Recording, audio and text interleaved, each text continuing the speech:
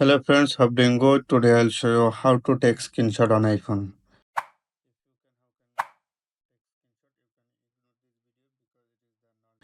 If you can, how can take screenshot? You can ignore this video because it is the normal uh, topics and usually somebody know and somebody you have no idea like how can take screenshot and somebody new iPhone user so they need to just how can take screenshot. So I just make this video just for new iPhone user and who can take screenshot. All right. So now I just show you. You can just tap up button and slide button at a time. You can just tap one button, then take screenshot.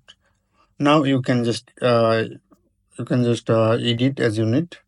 I mean you can customize this screenshot like you use the pen. Also you can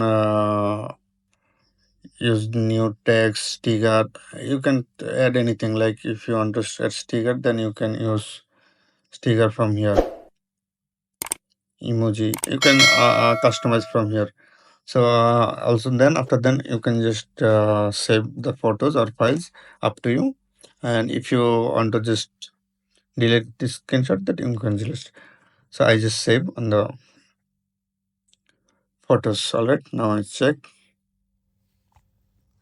Yeah, my screenshot already save it.